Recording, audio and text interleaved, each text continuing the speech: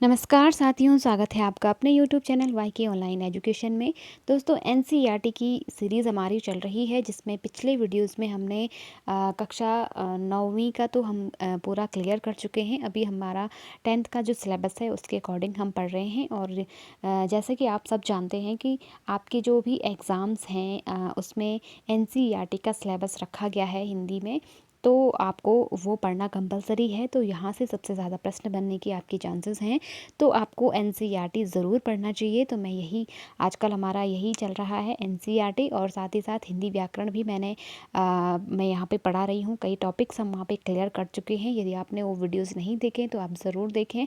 Link आपको नीचे description में या ऊपर आई बटन पर मिल जाएगा। और यहाँ पर साथ ही साथ हमारा करंट अफेयर्स का विशेष सीरीज़ चल रहा है, वन डे वन टॉपिक, उससे भी आप ज्वाइन कर सकते हो। तो चलिए बढ़ते हैं आगे। यदि आपने अभी तक चैनल को सब्सक्राइब नहीं किया है तो कर लीजिए, बेल आइकन प्रेस कीजिए और अपने दोस्तों के साथ शेयर करना बिल्कुल ना भूलिए।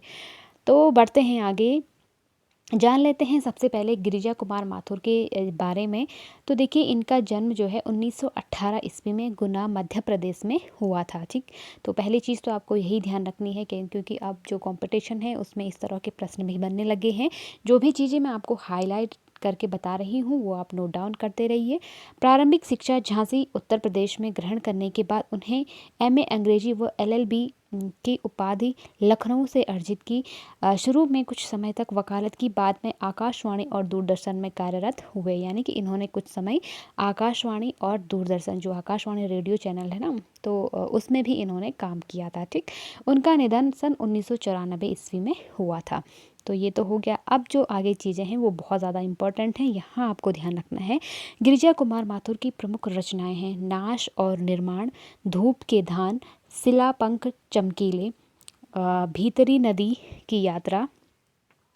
ये इनके क्या हैं, काव्य संग्रह हैं। ध्यान रखिएगा, बहुत महत्वपूर्ण है, काव्य संग्रह हैं ये। ठीक है, और अब इनका एक नाटक है जन्म कैद। ठीक, और नई कविता सीमाएं और संभावनाएं, ये इनकी आलोचनात्मक कृति है। ठीक है, तो ये भी आपको ध्यान रखना, कई बार पूछी भी गई है। नई कविता सीमाएं और संभावनाएं किसकी रचना है, तो गिरिजा कुमार माथुर की। आपको ध्यान रखना, नई कविता के कवि गिरिजा कुमार। अब ये भी आपको ध्यान रखना है कि इनका संबंध किससे है।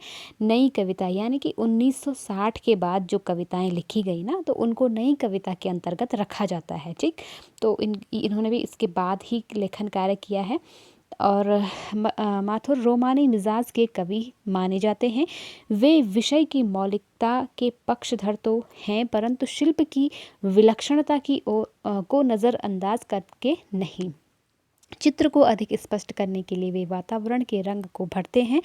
वे मुक्त छंद में ध्वनि साम्य के प्रयोग के कारण तुक के बिना भी कविता में संगीतात्मकता संभव कर सके हैं। यानी कि मुक्त छंद के बगैर भी इन्होंने रचनाएं की हैं। ठीक, फिर है भाषा के दो रंग उनकी कविता में मौजूद हैं। वे जहाँ रोमानी कविताओं में छोटी छोटी ध्वनि वाले बोल चाल के शब्दों का प्रयोग करते हैं, वहीं क्लासिक मिजाज की कविताओं में लंबी और गंभीर ध्वनि वाले शब्दों को तरजीह देते हैं। ठीक, तो इसके बाद यहाँ पर इनकी बहुत ही महत्वपूर्ण कविता है जिसका नाम है छाया मत छूना। ठीक है, कविता के माध्यम से कवि यह कहना चाहता है कि कि जीवन में सुख और दुख दोनों की उपस्थिति है। विगत के सुख को याद कर वर्तमान के दुख को और गहरा करना तर्क संगत नहीं है। यानी कि जो छाया है ना, वो उस छाया मत छूना, यानी कि छाया किसका प्रतीक है, यहाँ पे दुखों का प्रतीक है। ठीक, यानी कि विगत जो बीते हुए दिनों के दुख हैं उनका प्रतीक है छाया। तो कह रहे हैं कवि इस कविता के माध्यम से कि हमें मतलब अपने विगत जो दुख हैं उन्हें याद नहीं करना चाहिए, क्योंकि उन्हें याद करके सिर्फ क्या मिलता है, दुख ही दुख मिलता है। ठीक, कवि के शब्दों में इससे दुख दूना होता है। यानी कि अगर हम पुरानी बातों को याद करके दुखी होंगे तो उससे हमें क्या होगा, हमारा जो दुख है वो और दुगना होगा। और बात भी बहुत सही है, क्योंकि हमें अपने बीते हुए जो दुख हैं या जो नेगेटिविटी है, जो नकारात्मकता है, वो हमें याद नहीं करने चाहिए। हमारा जो सुख के दिन हैं हमें उन्हें याद करना चाहिए, ताकि हम अपने आगे के जीवन को सुखद बना सकें। ठीक, विगत की सुखद काल्पनिकता से चिपके रहकर वर्तमान से पलायन की अपेक्षा कठिन यथार्थ से रूबरू होना ही जीवन की प्राथमिकता होनी चाहिए। तो इस तरह से ये कहना चाह रहे हैं। कविता अतीत की स्मृतियों को भूल वर्तमान का सामना कर भविष्य का वर्ण करने का संदेश देती है। इस लाइन को आप ध्यान से पढ़िएगा कि कविता अतीत की स्मृतियों को भूल, यानी कि जो भूतकाल में जो हमारी स्मृतियाँ रही हैं उनको भूल करके वर्तमान का सामना कर, यानी कि वर्तमान समय में जो कठिनाइयाँ हैं उनका सामना करना और भविष्य का वर्ण करने का संदेश, यानी कि अपने भविष्य को अच्छा बनाने का संदेश देती है। तो बहुत ही अच्छी ये कविता है, खासकर जो लोग तैयारी कर रहे हैं स्टूडेंट्स के लिए बहुत ही मोटिवेशनल ये कविता है, क्योंकि हम लोग कई बार असफल होते हैं और प्रयास करते रहते हैं फिर भी, लेकिन ये अच्छी बात है कि हमें मतलब अपनी असफलताओं से सीखने का मौका मिलता है। कहते हैं ना कि असफलताएं अपने अंदर झांकने का अवसर देती हैं और हमें उनसे घबराना नहीं चाहिए, क्योंकि जो असफलता होती है ना वो कहती है कि अपनी कमी को पहचानो। और हम जब अपनी ओर अपने अंदर की ओर झांकते हैं, अपने स्वयं की कमी को पहचानते हैं, तो फिर उस कमी को दूर करने के लिए जब हम प्रयास करते हैं और अगला जो हमारा प्रयास होता है तो उसमें हमें निश्चित रूप से सफलता मिलती है। तो इसका मतलब ये है कि हमें अपनी असफलताओं से हार नहीं माननी चाहिए और उनसे डरना नहीं चाहिए। उनको अपनी असफलता को याद करके अपने वर्तमान में जो हम कर रहे हैं कार्य या जो हम मेहनत कर रहे हैं उसको दुखी नहीं करना चाहिए। इसका मतलब ये है। तो ये बहुत ही मोटिवेशनल आपके लिए कविता है, इसको ज़रूर आप पढ़िएगा। कविता अतीत में स्मृतियों को भूल वर्तमान, ये तो हमने पढ़ लिया था। अब आगे देखते हैं। वह यह बताती है कि जीवन के सत्य को छोड़कर उसकी छायाओं से भ्रमित रहना जीवन की कठोर वास्तविकता से दूर रहना है। कविता में रोमानी भावबोध की अभिव्यक्ति देखी जा सकती है। ठीक, चलिए थोड़ा सा हम इस कविता को भी पढ़ लेते हैं। एक मोटिवेशनल कविता के तौर पे हम इसे देखेंगे। छाया मत छूना मन होगा दुख दूना, यानी कि छाया का मतलब क्या है? बीता हुआ कल। ठीक है, इसको आप इस तरह से समझिए, बीता हुआ कल जिसमें हम दुख झेल चुके हैं उसको मत छुओ, यानी कि उसको याद मत करो। दुख होगा दूना, यानी कि मन को क्या होगा? दुख जो हमारा वर्तमान में जो चल रहा है हम उससे हमारा जो, अगर हम पिछले दुखों को याद करेंगे तो हमारा दुख और क्या हो जाएगा? बढ़ जाएगा। जीवन में है सुरंग सुधियाँ सुहावनी छवियों की चित्र गंध फैली मन भावनी, यानी कि जीवन क्या है? बहुत ही मतलब सुहावना है। हमें उसको क्या करना चाहिए? जीना चाहिए। खुशबू की तरह हमारे जीवन में भी बहुत सारी अनेक प्रकार की खुशबू मन भावनी मन को लुभाने वाली हैं, तो हमें उन्हें क्या करना चाहिए? भोगना चाहिए, न कि पुराने बातों को याद करके दुखी होना चाहिए। तन सुगंध शेष रही बीत गई यामिनी, यामिनी का मतलब होता है रात, यानी कि दुख भरी रात क्या हो गई है? बीत चुकी है। ठीक, कुंतल के फूलों की याद बनी चांदनी, और कुंतल के फूल जिस तरह से सुगंधित करते हैं, जिस तरह से वातावरण को महकाते हैं, तो उसी तरह से ही हमारा जो जीवन है वो क्या है? कुंतल के फूलों के समान उजाला हमारे जीवन में होने वाला है, इस तरह ये कहना चाह रहे हैं। भूली सी एक छुअन बनता हर जीवित क्षण छाया मत छूना, और कह रहे हैं कि अपने दुखों को याद करके अपने उस सुख को हमें उस सुख को हमें मतलब उस सुख में हमें दुख अगर हम याद करते हैं तो उस सुख को फीका नहीं करना चाहिए कुल मिला करके। ठीक है, मन होगा दुख दूना। यश है या न वैभव है मान है न सरमाया जितना ही दौड़ा तो उतना ही भरमाया, यानी कि अगर हम किसी चीज़ के पीछे भाग रहे हैं और अगर हमें वो चीज़ नहीं मिल पा रही, हम असफल हो रहे हैं कहने का मतलब, तो हमें उसके भ्रम में नहीं पड़ना चाहिए, बल्कि क्यों अगर कोई चीज़ हमें नहीं मिल पा रही है तो हमें उसके लिए प्रयत्न करना चाहिए, न कि मतलब भरमाना नहीं चाहिए अपने मन को। ठीक है, सही राह पर हमें चलना चाहिए, हमें अपनी पहचान करनी चाहिए।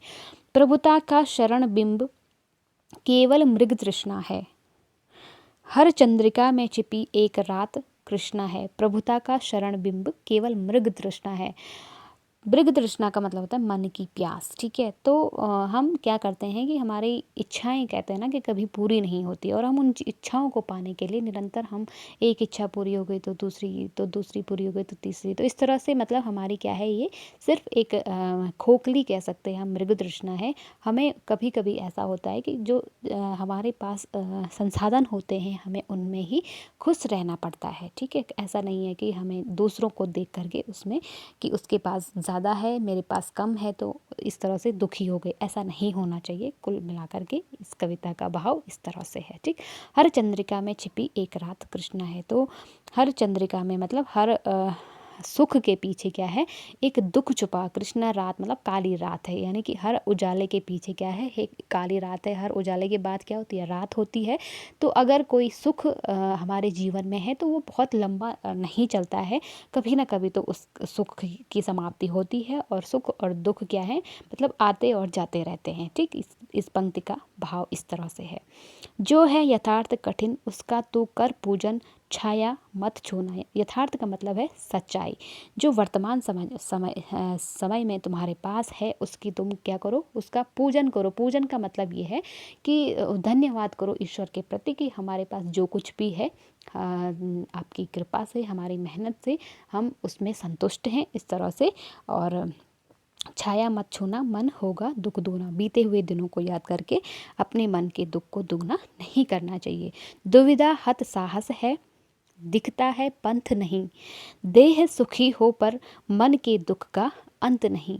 देखिए कितनी अच्छी बात है। दुविधा हत साहस है, दिखता है पंथ नहीं। यानी कि कभी कभी हमारे सामने इतनी समस्याएं आ जाती हैं, हमें इतने दुख मिलने लगते हैं कि हमें कोई, पंथ का मतलब होता है रास्ता, ठीक है, हमें कोई रास्ता नज़र नहीं आता है। देह सुखी हो पर मन के दुख का अंत नहीं। यानी कि अगर हम शारीरिक रूप से भले ही हम स्वस्थ हैं, लेकिन कुछ दुख ऐसे होते हैं कि जो हमें ऐसा लगता है कि उनका कभी अंत ही नहीं होगा। दुख है न चांद खिला शरद रात आने पर। दुख है न चांद खिला शरद रात आने पर। क्या हुआ जो खिला फूल रस बसंत जाने पर। यानी कि कोई दुख ऐसा नहीं है, भले ही कोई दुख मतलब शरद ऋतु में होती है ना, रातें बहुत लंबी होती हैं, तो हमें ऐसा प्रतीत होता है कि ये दुख भी क्या है, बहुत लंबा चलने वाला है, इसका कोई अंत नहीं होगा। लेकिन ऐसा नहीं है कि कोई मतलब रात चाहे कितनी भी लंबी हो, कोई दुख चाहे कितना भी बड़ा हो, तो ऐसा नहीं होता है कि वो हमेशा इस वैसा ही रहे। यानी कि कोई रात लंबी हो तो ऐसा नहीं है कि वो ढले नहीं, ढलती ज़रूर है, उजाला ज़रूर होता है। तो वैसे ही दुख भी ऐसा नहीं है कि जो कटे नहीं। ठीक, जो न मिला भूल उसे कर तो भविष्य वरण। जो न मिला भूल जा, मतलब जो तुम्हें मिला नहीं, तुमने बहुत प्रयास किया ठीक है, लेकिन अगर उसके बावजूद भी तुम्हें नहीं मिला तो उसे भूल जाओ। ऐसा नहीं कि आप उसी के गम में डूबे हुए हो, ऐसा नहीं करना है। उसे भूल जाओ और अपने भविष्य का वर्ण कर लो। यानी कि अपने भविष्य को चुनो कि तुम्हें आगे क्या करना है, उस राह पर चलो। छाया मत छूना, मन होगा दुख दूना। और छाया मत छो, तुम्हारे मन में क्या होगा, मतलब बीती बातों को याद करोगे तो क्या मिलेगा, दुख ही दुख मिलेगा। ठीक, देखो कितनी अच्छी कविता है। आप लोगों के लिए बहुत ही ज़्यादा मोटिवेशनल ये हो सकती है। आप लोगों को इसके एक एक शब्द का अर्थ मैंने आपको बताया। देखिए अब शब्द संपदा में चलते हैं, जहाँ से आपके पास डायरेक्ट प्रश्न बनते हैं। छाया यानी कि भ्रम या दुविधा। ठीक, सुरंग मतलब सुरंग, रंग बिरंगे। ठीक, छवियों की चित्रगंध, चित्र की स्मृति के साथ उसके आसपास की गंध का अनुभव। यामिनी मतलब तारों भरी चांदनी रात जो होती है ना। कुंतल मतलब लंबे केश। और फिर है सरमाया यानी कि पूंजी। प्रभुता का शरण बिंब, बड़प्पन का एहसास। दुविधा हत साहस, साहस होते हुए भी दुविधाग्रस्त रहना। तो ये कुछ शब्द थे। ठीक है, प्रसिद्ध गीत विशल ओवरकम का हिंदी अनुवाद हम होंगे कामयाब शीर्षक से कवि गिरिजा कुमार माथुर ने किया है। आपने बचपन में जब आप स्कूल में थे तो आप हम सब लोग इस प्रार्थना को गाते थे। जो ये गीत था, ठीक है, समूह गान जो होता था, उसमें हम इसको गाते थे, वी शैल ओवरकम, हम होंगे कामयाब।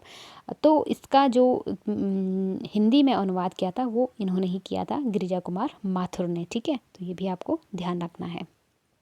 ओके, तो ये था हमारा आज का गिरिजा कुमार माथुर और उनकी कविता छाया मत छूना हमने पढ़ी। बहुत ही अच्छी कविता थी, आप लोगों को भी